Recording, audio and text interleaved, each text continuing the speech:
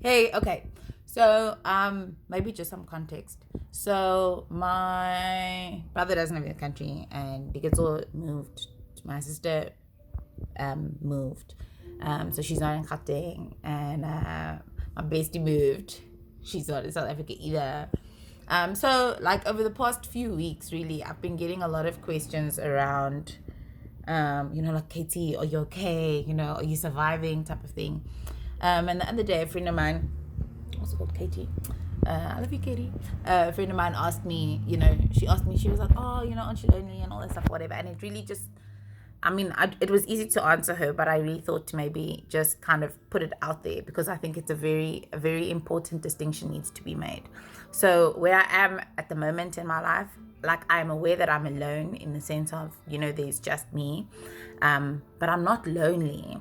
And I think what happens is sometimes when people find themselves alone, they feel like, or they immediately jump to lonely, being lonely.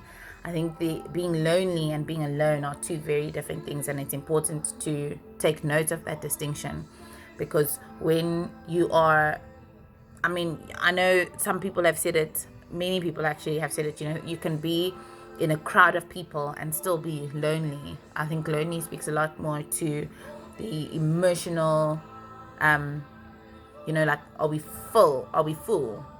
Like the emotional side of things, where being alone, it's a physical state.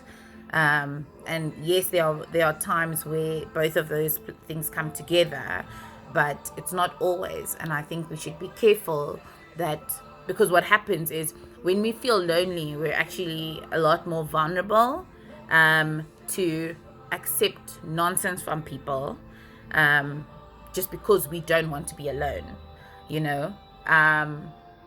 But the reality of the situation is that it's never okay for somebody to, I want to say, love you less than you deserve to be less, or treat you with less respect than you deserve to be treated, or, to love you part-time, or to only want to be with you part-time. Or it's never okay for you to relax the boundaries that you've put in place, to make sure that you are put first, to make sure that you are taken care of, just because you find yourself in a lonely place.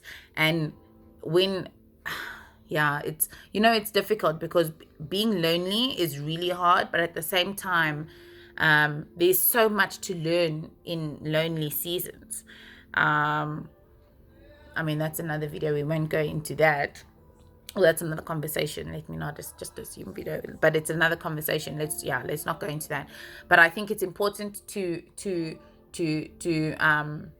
pause and recognize, am I just alone, or do I actually feel lonely? And if you do feel lonely, then recognize that, see that, and actually be conscious of that fact when you're making decisions, in relation to yourself, in relation to other people, interpersonally and intrapersonally, because I've seen people accept, even I have, you start accepting the worst things, or you let your mind run crazy with you when you find yourself lonely and alone, or the things that you do when you are lonely to make sure that you don't end up alone.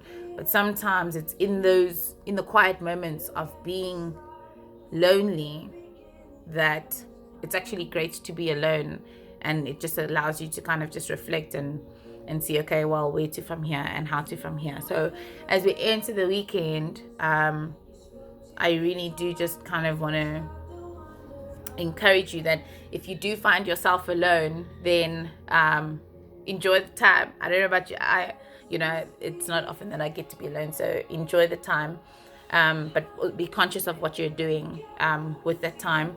And if you find yourself lonely, if you're in a position to reach out to certain people, then do so, and be vulnerable in safe spaces instead of leaving yourself to kind of fight for your life alone. Okay, bye.